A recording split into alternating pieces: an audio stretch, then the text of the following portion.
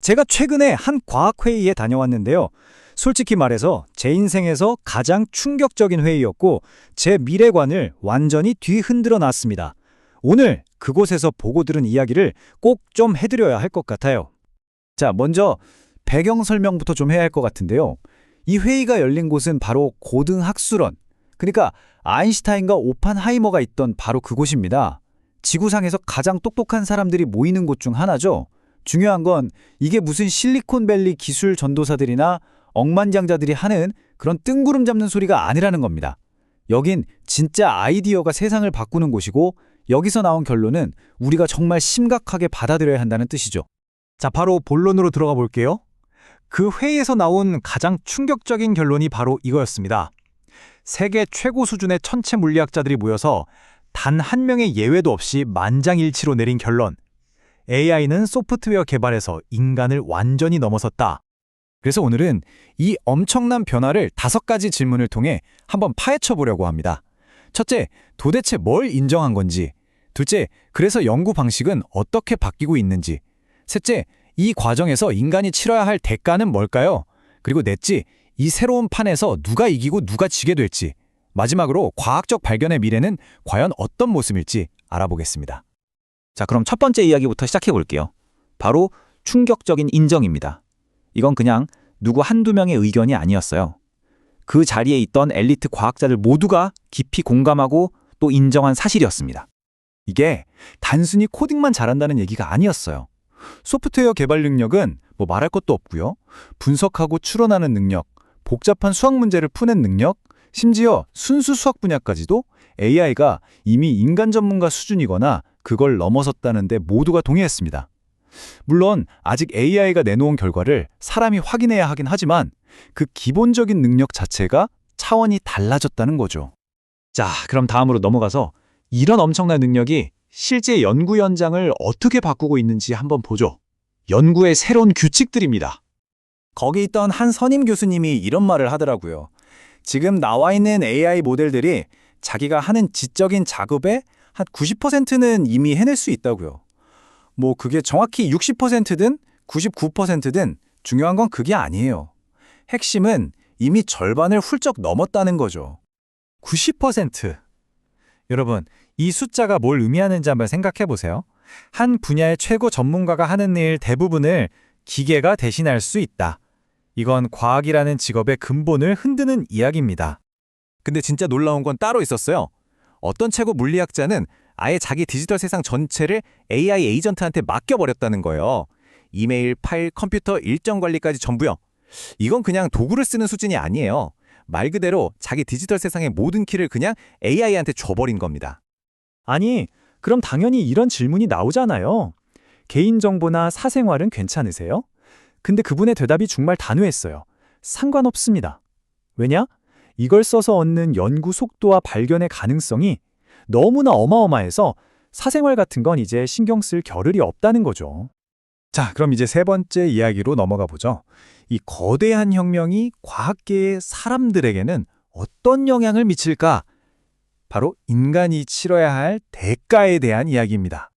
회의에서 아주 중요하게 다뤄진 단어가 바로 이 기술 퇴화라는 거였어요. 너무 편리한 자동화 시스템에 의존하다 보니까 정작 인간이 가지고 있던 핵심 능력을 잃어버리는 현상을 말하는 거죠. 이게 무슨 말이냐면 GPS를 생각해 보시면 딱 와닿으실 거예요. 예전에는 우리 다 머릿속에 지도를 그리면서 길을 찾아다녔잖아요. 근데 지금은 어때요? 그냥 스마트폰 화면에 있는 점만 따라가죠. 그 결과 우리의 방향 감각은 점점 무뎌지고 있어요. 편리함을 얻는 대신 인간의 아주 기본적인 능력을 잃고 있는 셈이죠. 이 GPS 얘기를 과학자들한테 그대로 적용하면 정말 소름 돋는 질문이 나오게 되죠. 만약 과학자들이 코딩, 수학, 데이터 분석 같은 걸 전부 AI한테 맡겨버린다면 과연 그들은 과학을 하는 근본적인 방법을 잊어버리게 되지 않을까요? 이런 걱정이 있는데도 불구하고 과학자들은 AI를 쓸 수밖에 없는 엄청난 압박을 느끼고 있었어요. 그 회의 분위기가 어땠냐면 거의 윤리고 뭐고 일단 살고 보자 이런 느낌이었어요. 경쟁에서 뒤떨어지면 끝이라는 그 절박함이 다른 모든 걱정들을 그냥 압도해버리는 거죠. 이 그래프를 보시면 그 압박감이 그냥 숫자로 확 와닿으실 겁니다. 왼쪽에 있는 이 긴 막대가 박사과정 학생 한 명을 쓰는데 드는 1년 비용, 대략 1억 원이에요. 그런데 오른쪽을 보세요. 거의 보이지도 않는 이 작은 막대. 이게 바로 AI 도구를 구독하는 비용인데 1년에 30만 원 정도입니다. 이 엄청난 차이가 뭘 의미하겠어요? 자, 그럼 네 번째 주제, 바로 승자와 패자에 대한 이야기입니다. 이 새로운 판에서 훌륭한 과학자라는 말의 의미 자체가 어떻게 바뀌고 있는지 한번 살펴보죠. 그러니까 예전에는요, 혼자서 복잡한 수학 문제를 풀고 코드를 짜는 그런 순수한 기술적 재능이 최고였어요. 근데 이젠 그게 아니라는 거죠. 그런 건 다 AI가 하니까.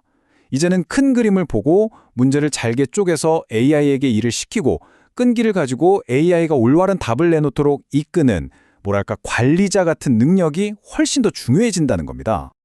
그럼 누가 가장 불리해질까요?